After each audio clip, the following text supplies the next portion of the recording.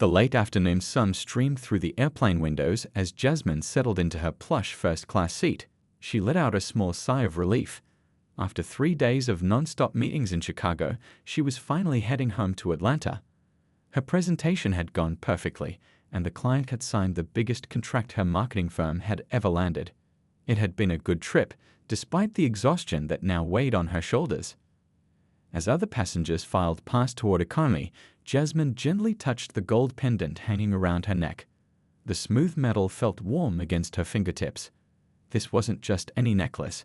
Her grandmother had placed it in her hands just 2 weeks before passing away last month. "This has been in our family for generations," her grandmother had whispered, her voice frail but her eyes still bright.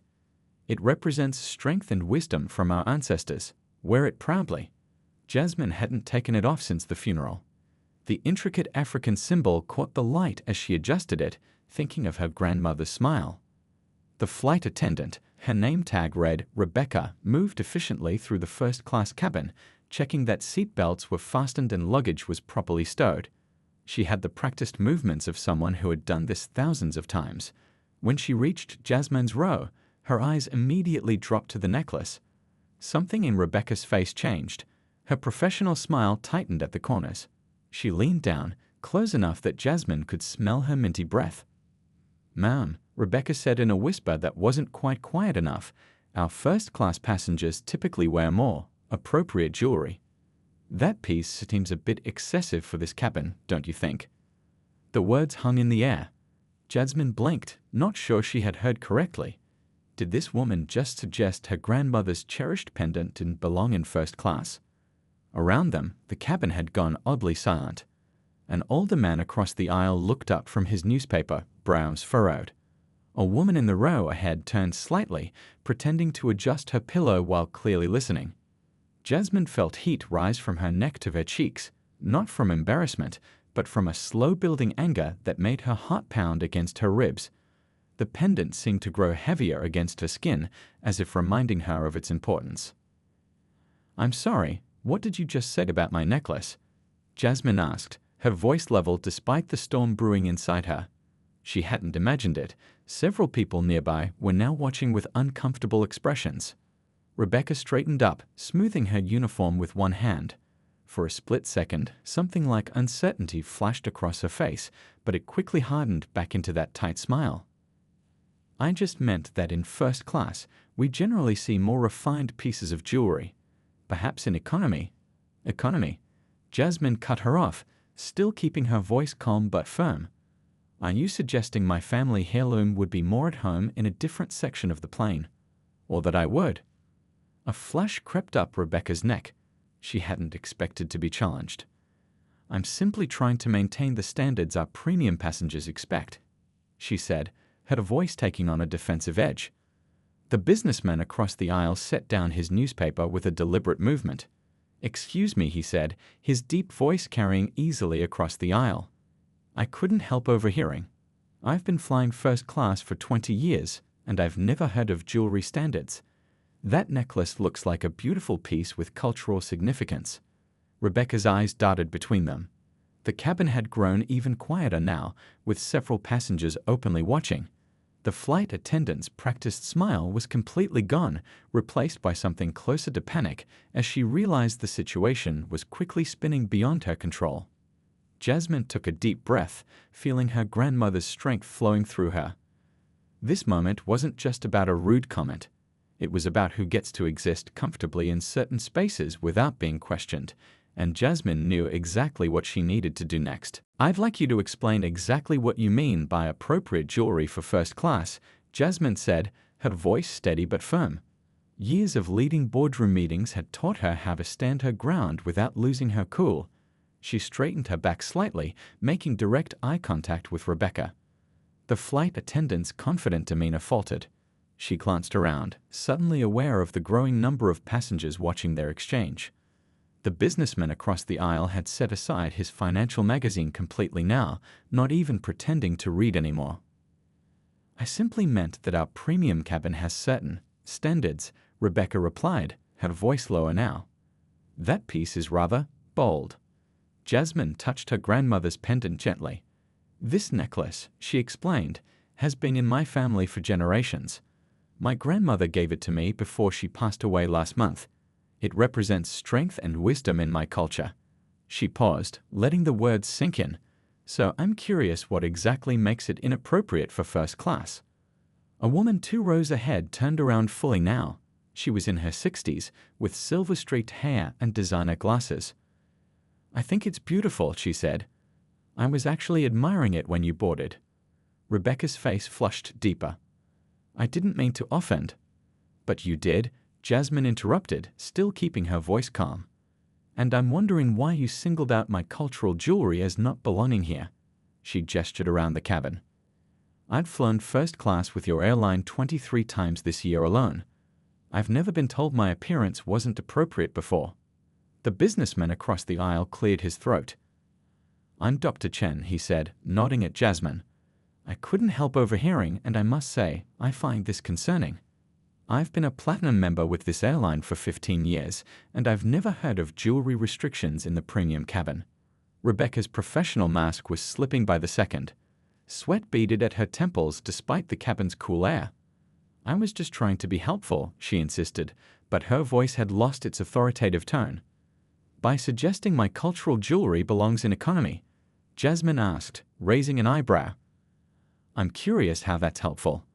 A young man a few rows back had been listening intently. He leaned forward now. I work in customer service, he called out, and that doesn't sound like any training I've ever received. Rebecca took a step back, clearly overwhelmed by the unexpected support Jasmine was receiving. I didn't mean it that way. Jasmine reached into her handbag and pulled out her phone. I'd like your full name and employee number, please, she said calmly. I'll be filing a formal complaint. Rebecca's eyes widened. That's not necessary. I was just. It is necessary, Jasmine replied firmly. If your comments were appropriate and part of your job, as you claimed, then sharing your information shouldn't be a problem. The older woman with the silver-streaked hair nodded. I'll be happy to provide my contact information as a witness, she offered. What happened here isn't right. Dr. Chen nodded in agreement. As will I. Rebecca looked around desperately, as if seeking an escape route. Other passengers were watching now, some whispering to each other, others openly frowning at the flight attendant. The atmosphere in the first-class cabin had shifted entirely. A male flight attendant, his name tag read Carlos, appeared at the front of the cabin, alerted by the unusual tension. He took in the scene with a quick, professional glance. Is everything all right here? He asked, moving toward them. No, Jasmine replied evenly. It's not. Your colleague here just informed me that my cultural jewelry is inappropriate for first class and suggested it belongs in economy instead. Carlos's eyes widened slightly, but his professional training kicked in. I'm very sorry to hear that, ma'am. That's absolutely not our airline's policy. He turned to Rebecca. Could I speak with you for a moment? As Rebecca followed Carlos to the galley, Jasmine could hear urgent whispering. She took a deep breath, feeling the weight of her grandmother's pendant against her skin. Her hands were trembling slightly, the adrenaline of the confrontation finally catching up with her. Dr. Chen leaned across the aisle. That took courage, he said quietly. Are you okay? Jasmine nodded, managing a small smile. I'm fine. Just not what I expected when I boarded today. The older woman turned around again. You should document everything while it's fresh, she advised. I'm a retired attorney, and details matter in these situations. Jasmine nodded, opening her notes app.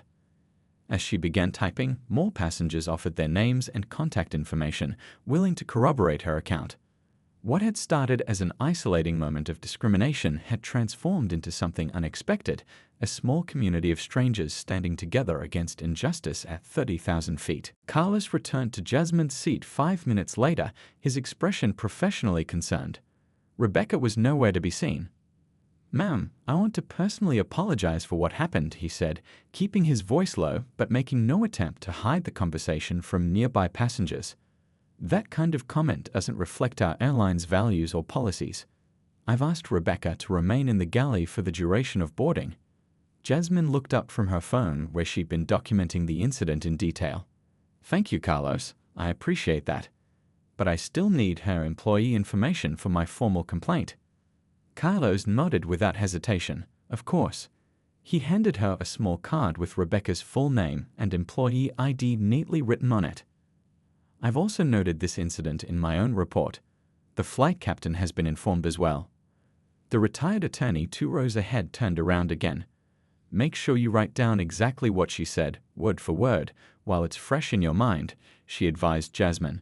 And note the time and everyone who witnessed it. Already on it, Jasmine replied, continuing to type. Her fingers moved quickly across the screen, recording every detail, from Rebecca's initial approach to the exact wording of her comments about the necklace. She included descriptions of how other passengers had reacted and intervened. Dr. Chen reached across the aisle, offering his business card. My contact information, he explained. Feel free to reach out if you need a witness statement. What happened was completely unacceptable. The young man who had spoken up earlier made his way forward during the commotion of boarding. Hey, I just wanted to give you my info too, he said, handing Jasmine a napkin with his name and phone number. I heard the whole thing. That was straight-up discrimination, and it wasn't right. Jasmine felt a wave of gratitude wash over her. What could have been an isolating, humiliating experience was instead bringing out the best in strangers. Thank you all, she said, her voice slightly unsteady with emotion. It means more than you know. As the last passengers boarded, Jasmine noticed a woman in a different uniform entering the plane. She carried a tablet and had an air of authority that suggested higher management. Carlos immediately approached her, and they spoke in hushed tones, occasionally glancing in Jasmine's direction. After a brief conversation, the woman approached Jasmine's seat. Miss Taylor, I'm Diane Powell, the gate supervisor. Carlos informed me about the incident that occurred. I wanted to speak with you personally before we depart. Thank you for coming, Jasmine said, surprised by the quick response. Diane's expression was genuinely concerned. First, I want to offer our deepest apologies. What happened isn't acceptable on our airline or anywhere else. I've arranged for Rebecca to take a different flight back. She won't be serving this cabin today. Jasmine nodded, relieved. The thought of facing Rebecca throughout the 3-hour flight had been weighing on her. We're taking this very seriously, Diane continued. I've already filed an initial report with our corporate office. Would you be willing to speak with our customer advocacy team when you land? They'll want to hear directly from you. Of course, Jasmine agreed, still documenting the conversation on her phone. The silver-haired attorney leaned toward them. You should know, she told Diane, that several of us witnessed the entire exchange and are prepared to provide statements. Diane nodded, looking both grateful and troubled. We appreciate that. Our airline has strict anti-discrimination policies. This will be thoroughly investigated. She handed Jasmine her card. My direct line is on there. Please don't hesitate to call if you need anything else during your journey today. As Diane left to speak with the flight crew, Jasmine returned to her documentation. She opened her email and began composing a message to the airline's customer service department, attaching the notes she'd taken. Then, after a moment's consideration, she opened her social media app. She took a photo of her grandmother's necklace against her blouse, making sure her face wasn't in the frame. Below it, she typed carefully, Today, a flight attendant told me my grandmother's African pendant was inappropriate for first class and suggested it belonged in economy. A thread about what happened next. Her thumb hovered over the post button. Part of her hesitated. She had never been one to share personal struggles publicly. But another part of her, the part that carried her grandmother's strength, knew that staying silent wouldn't create change. With a deep breath, she pressed post. Within seconds, her phone began to buzz with notifications. Friends, followers, and strangers alike responded with messages of support and outrage. By the time the plane began taxiing to the runway, her post had already been shared hundreds of times. Jasmine switched her phone to airplane mode and leaned back in her seat, her hand instinctively finding her grandmother's pendant. You always said your jewelry told stories, she whispered to herself. I never thought this would be one of them. When Jasmine's plane touched down in Atlanta 3 hours later, she switched off airplane mode and her phone erupted with notifications. Her hands trembled slightly as she scrolled through hundreds of comments, shares, and messages. Her post about the necklace incident had gone viral while she was in the air. "Oh my goodness," she whispered, watching the numbers climb higher by the second. The retired attorney who had supported her during the flight paused in the aisle while retrieving her carry-on. "Something wrong, dear?" Jasmine shook her head, turning her phone screen to show the woman. "My post. It's everywhere." The attorney adjusted her glasses, eyes widening as she saw the share count. "Sometimes the world is ready to hear exactly what you have to say," she remarked with a knowing nod. "Your grandmother's necklace is starting quite the conversation." As passengers filed off the plane, Carlos stood near the exit, thanking everyone for flying. When Jasmine approached, he spoke quietly. "Ms. Taylor, there's a representative from Customer Relations waiting for you at the gate. She asked to speak with you directly." Jasmine nodded, mentally preparing herself. This was moving faster than she'd anticipated. Walking up the jetway, she scrolled through more comments. Regular people sharing similar experiences. News outlets requesting interviews. Angry supporters demanding the flight attendant be fired immediately. Jasmine frowned at those. This wasn't about destroying someone's career. It was about accountability and change. A woman in a tailored navy suit waited just beyond the gate area, holding a small sign with Jasmine's name. "Ms. Taylor, I'm Patricia from Customer Relations. Thank you for agreeing to speak with me." They found a quiet corner in a nearby airport lounge. Patricia apologized again for the incident, her sincerity evident in her troubled expression. "Our airline prides itself on inclusivity. What happened today falls far short of our values." Jasmine appreciated the prompt response but needed more. "I understand. But what happens next? How will you ensure this doesn't happen to someone else?" Patricia took notes as they spoke, nodding thoughtfully. "We're initiating a full investigation. Rebecca has been placed on administrative leave pending the outcome, but more importantly, we're reviewing our training protocols. Clearly, there's a gap." While they talked, Jasmine's phone continued to buzz incessantly. News outlets had picked up the story. Hashtag First Class Heil Black was trending nationwide. Her inbox filled with messages from people who'd faced similar subtle and not so subtle discrimination while traveling.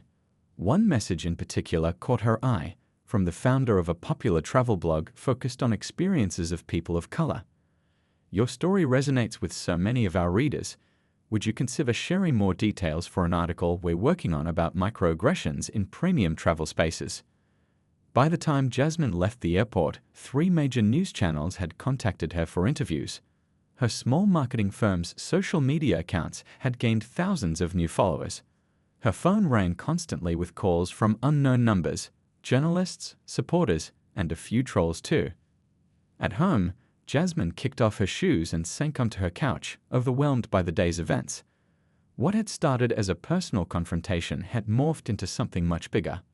Her grandmother's pendant rested against her collarbone, a familiar weight that now carried new significance. She called her best friend, who had been texting nonstop since the story broke. "I don't know what to do with all this attention," Jasmine admitted. "This wasn't what I planned when I posted that thread." "But maybe it's what needed to happen," her friend replied. "Your grandmother always said that necklace carried power.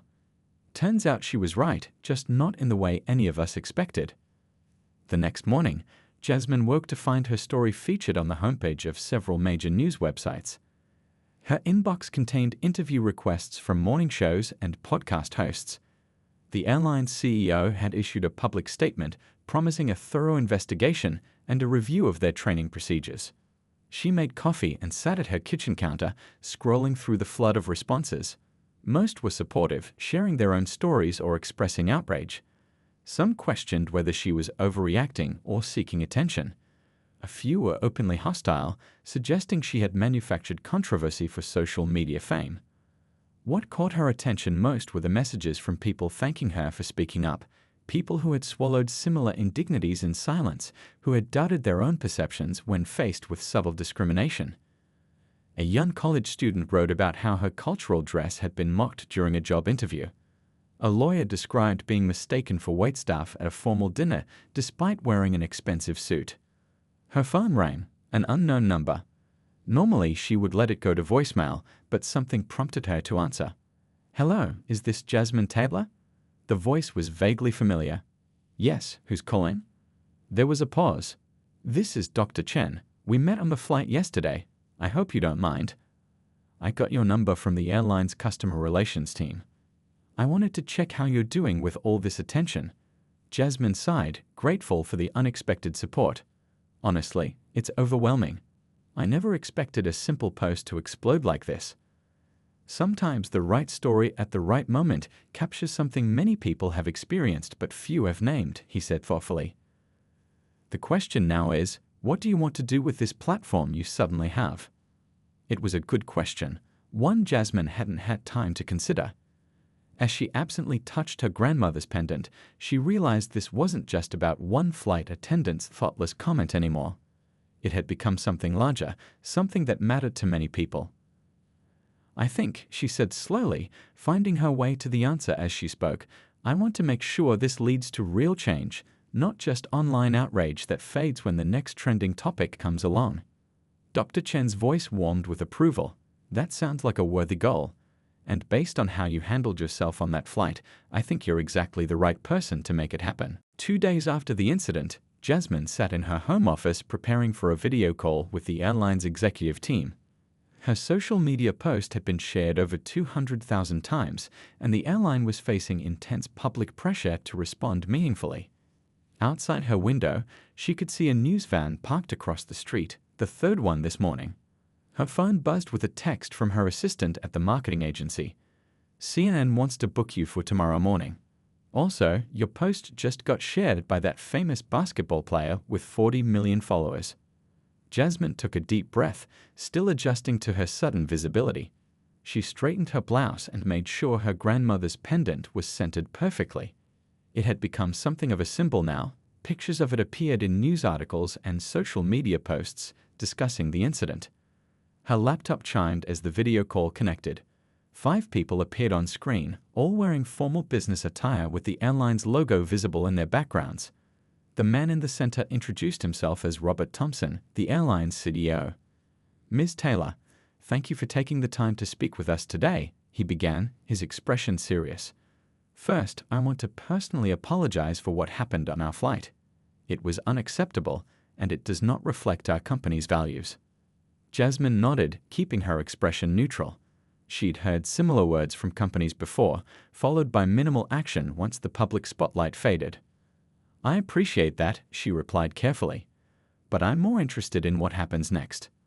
A woman beside the CEO leaned forward. "I'm Lisa Jackson, head of diversity and inclusion. We've spent the last 48 hours reviewing our training protocols and speaking with staff. What we've discovered is troubling." Jasmine raised an eyebrow. "How so?" "Your experience wasn't isolated," Lisa admitted. "We've uncovered several similar complaints that weren't properly addressed. They were filed away without action because they didn't involve physical harm or explicit language. But the pattern is clear." The CEO jumped in. "We've failed to recognize and address these subtle forms of discrimination. And that ends now." He outlined a series of immediate actions. Rebecca had been suspended pending a formal review. All customer-facing staff would undergo enhanced cultural awareness training, and they were forming a passenger advisory board focused on inclusive travel experiences. "These are good first steps," Jasmine acknowledged, "but how will you measure success? What prevents this from becoming just another corporate training that people sit through without changing their behavior?" The executive team exchanged glances, clearly not expecting such direct questions. "That's exactly why we want your input," Lisa said. "We're serious about making meaningful changes. Would you consider joining our advisory board? We need people who will hold us accountable." Jasmine felt a surge of mixed emotions. Part of her was suspicious of being used as a PR shield, the token person of color brought in after a crisis. Another part recognized a genuine opportunity to create change from within. "I'll consider it," she said finally. "But I'd need to see your full action plan first, including how you'll handle future incidents. And I'd want the board to include other voices too, people with different backgrounds and travel experiences." As the call ended, Jasmine leaned back in her chair, mentally exhausted. Her phone displayed dozens of missed calls and hundreds of new notifications. The story was still gaining momentum. A popular morning show wanted her to appear tomorrow. 3 podcasts had sent interview requests. A major magazine wanted to feature her in an article about everyday advocates creating change. She scrolled through her messages, pausing at one from a high school teacher in Detroit. "My students discussed your story in class today. Many of them have experienced similar situations but didn't know how to respond. You've given them a blueprint for standing up with dignity. Thank you." That message hit her differently than all the others. It wasn't about viral fame or corporate responses. It was about giving people tools to navigate difficult moments with grace and strength. Her doorbell rang. Outside stood a delivery person with a massive bouquet of flowers. The card read, "From your fellow passengers in first class. Thank you for speaking up. What you did matters." She recognized the names: Dr. Chen, the retired attorney, and several others who had witnessed the incident. They had formed a kind of impromptu community, staying in touch through emails and messages, offering support as the story unfolded. Later that afternoon, Jasmine's phone rang with a call from an unavailable number. Normally, she would ignore such calls, but something made her answer. "Ms. Taylor." The voice was hesitant, soft. "This is Rebecca Wilson, the flight attendant from your flight." Jasmine's breath caught. "Yes." There was a long pause. "The airline gave me your number as part of the mediation process. I wanted to apologize directly. What I said was wrong. There's no excuse." Jasmine sat down, unprepared for this conversation. "I appreciate you calling," she said carefully. "At first, I told myself you were overreacting," Rebecca continued, her voice breaking slightly. "But then I saw all those people sharing similar stories, and I've been thinking about why I singled out your necklace, why I assumed it didn't belong in first class." "And what did you conclude?" Jasmine asked quietly. "That I have biases I never acknowledged," Rebecca admitted. "I've been a flight attendant for 15 years. I've never thought of myself as prejudiced. But clearly, I made assumptions about you based on, well, not just your jewelry." The conversation wasn't going as Jasmine had expected. She had prepared for defensiveness or a carefully scripted corporate apology. Rebecca's raw self-reflection caught her off guard. "What happens now for you?" Jasmine asked. "I'm still suspended," Rebecca said. "There will be a hearing next week. I'll probably lose my job, which I understand. But regardless of what happens, I wanted you to know that you've changed how I see things. I'm sorry it took this to make me realize it." After hanging up, Jasmine sat quietly, turning her grandmother's pendant between her fingers. The conversation with Rebecca had complicated her feelings about the situation. This wasn't the neat, clear-cut story of justice being served that social media wanted. It was messier, more human. 1 week after the flight incident, Jasmine found herself sitting in a conference room at the airline's headquarters. The company had flown her in first class. The irony wasn't lost on her, for a meeting about the formal investigation they had conducted. Around the table sat the CEO, the head of human resources, the diversity officer, and 2 board members. "We've completed our review," the CEO explained, sliding a folder across the table. "We interviewed 14 passengers from your flight, reviewed Rebecca's employment history, and examined past complaints that may have shown similar patterns." Jasmine opened the folder, scanning the detailed report. It confirmed what she had experienced wasn't an isolated incident. There were 3 previous complaints about Rebecca making comments about passengers' appearance or belongings, all filed by people of color. The complaints had been documented, but no significant action had been taken. "Based on our findings," the head of HR continued, "we've terminated Rebecca's employment, effective immediately." Jasmine looked up, conflicted. She hadn't set out to get anyone fired. "I never wanted this to end someone's career," she said quietly. The CEO leaned forward. "This isn't just about one incident, Ms. Taylor. It's about a pattern of behavior and our failure to address it earlier. The responsibility falls on us as much as on Rebecca." After a moment, he smiled and his tone lightened. "Now, to more positive matters. We'd like to offer you free flight vouchers for a year as a gesture of goodwill." Jasmine shook her head immediately. "I appreciate the gesture, but that's not what this is about for me. I don't want compensation." The executives exchanged glances, clearly unprepared for this response. Most people would have jumped at the offer. "What would you prefer instead?" the diversity officer asked. Jasmine thought for a moment. Two things. First, I'd like you to make a donation to the Cultural Heritage Foundation. They work to preserve African artifacts and history. She touched her grandmother's pendant. Second, I want you to implement mandatory cultural sensitivity training for all customer-facing staff. The CEO nodded slowly. We can certainly do both. In fact, we're already developing a new training program, but we'd value your input on it. As the meeting continued, Jasmine shared her thoughts on how the airline could better handle similar situations in the future. They discussed specific scenarios and how staff should be trained to respond. The executives took notes and asked thoughtful questions. For the first time since the incident, Jasmine felt they were truly listening, not just managing a PR crisis.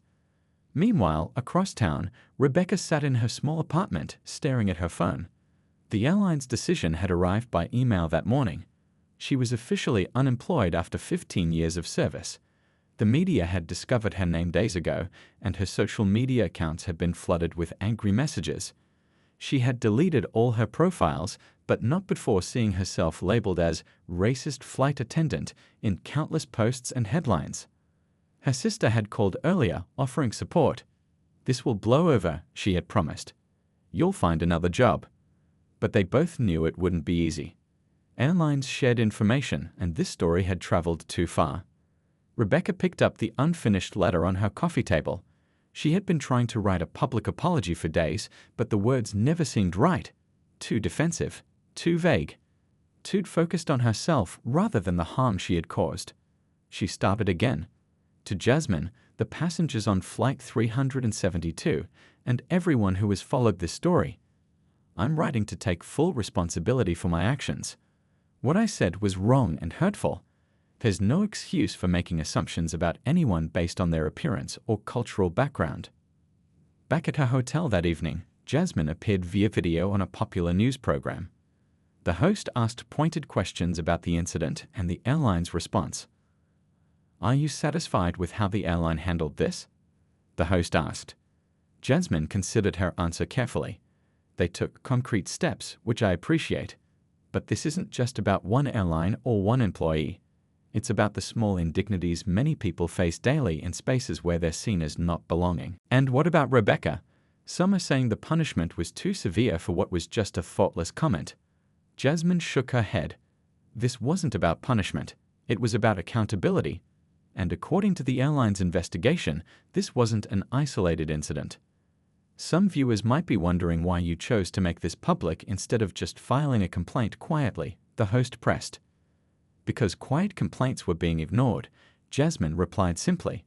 Sometimes you have to speak up not just for yourself, but for everyone who couldn't or didn't know how. After the interview, Jasmine checked her email and found a message from Rebecca. The subject line read simply, My public apology, your thoughts. Jasmine hesitated before opening it. Rebecca had attached a draft of the letter she planned to release to the media. It was surprisingly thoughtful, acknowledging her actions without excuses and reflecting on the biases she hadn't recognized in herself. She wrote back, Thank you for sending this. Your willingness to reflect honestly on what happened shows growth. I appreciate that you're not making excuses or trying to minimize the impact of your words. If you're open to suggestion, I think sharing what you've learned from this experience might help others recognize their own unexamined biases. The next morning, Jasmine was surprised to find an envelope slipped under her hotel room door. Inside was a handwritten note from one of the hotel staff. Ms. Taylor, I saw your interview last night. 2 months ago, a guest complained when I delivered room service because someone like me didn't belong in the executive suites. I didn't know how to respond. Watching you stand up with such dignity gave me courage. Thank you. Jasmine held the note against her heart, tears welling in her eyes. This was why speaking up mattered. This was the ripple effect of refusing to accept small injustices. Her grandmother had always told her that standing up for what's right isn't just about the moment, it's about all the moments that follow. Her phone buzzed with a text from Dr. Chen. Just saw your interview. Perfectly handled. The world needs more voices like yours. Jasmine smiled, her hand instinctively finding her grandmother's pendant. Perhaps this was why it had come to her when it did, not just as a connection to her past, but as a tool for shaping a better future. 3 months after the flight incident, Jasmine stood at a podium in the airline's training center. Behind her, a large screen displayed a photo of her grandmother's pendant, now famous across social media and news outlets. In front of her sat 200 flight attendants, pilots, gate agents, and other customer-facing staff, the first group to undergo the airline's new cultural awareness program. "This necklace belonged to my grandmother," Jasmine began, her voice strong but gentle. She wore it during times when she couldn't even enter certain establishments. For her, it wasn't just jewelry, it was a reminder of her heritage, her strength, and her dignity. The room was silent, all eyes fixed on her. These training sessions had been part of the agreement Jasmine had reached with the airline. Instead of accepting compensation for herself, she had pushed for systematic changes. "What happened to me on that flight wasn't about a necklace," she continued. "It was about assumptions, who belongs in certain spaces and who doesn't. These assumptions might seem small in the moment, but they build walls between people, walls that shouldn't exist." A flight attendant in the front row raised her hand. "How should we have handled the situation differently?" she asked. Jasmine smiled. "That's exactly the right question. It's not about policing every word, but recognizing when our actions might be guided by unconscious bias rather than company policy or genuine customer care." For the next hour, Jasmine shared the stage with the airline's diversity officer, discussing real scenarios and practical solutions. The staff asked thoughtful questions, sometimes sharing their own experiences of witnessing or even unintentionally perpetuating bias. After the session, the airline's CEO approached her. "The feedback has been incredible," he said. "You've made a real impact here." Jasmine nodded, pleased but cautious. "It's a good start. The real test will be 6 months from now, when the headlines have faded but the practices remain." Later that afternoon, Jasmine visited the headquarters of the Cultural Heritage Foundation, where the airline's substantial donation had funded a new educational program. The director led her through an exhibit space where artisans were setting up displays of cultural jewelry and artifacts from around the world. "We've named it the Legacy Collection," the director explained, gesturing to a sign bearing the name. "Each piece tells a story of heritage and identity. Your grandmother's pendant will be featured here, with your permission." Tears welled in Jasmine's eyes as she nodded. "She would have loved this," she whispered. That evening, Jasmine met Dr. Chen for dinner. They had stayed in touch since the flight, his quiet support a steady presence throughout the whirlwind of media attention and corporate meetings. "I heard about the training session today," he said as they settled at their table. "Word travels fast in frequent flyer circles. People are saying it was powerful." Jasmine smiled. "It felt good. But I keep thinking about Rebecca." Following her termination, Rebecca had released her public apology letter, which had received mixed reactions. Some praised her honesty and willingness to acknowledge her mistakes. Others felt it was too little, too late. "Have you heard from her?" Dr. Chen asked. Jasmine nodded. She found a job with a smaller regional airline. She had to complete extensive diversity training first. She's been sending me updates on her progress. "That's unexpected," Dr. Chen remarked. "Life usually is," Jasmine replied. "This was never about punishing one person. It was about changing a system that allows these things to happen repeatedly without correction." Their conversation was interrupted by a young woman approaching their table hesitantly. "Excuse me," she said. "Are you Jasmine Taylor?" "I'm sorry to bother you, but I just wanted to say thank you. I work as a hotel concierge, and after hearing your story, I had the courage to speak up when a supervisor made comments about my hair being unprofessional. The company actually listened and changed their policy."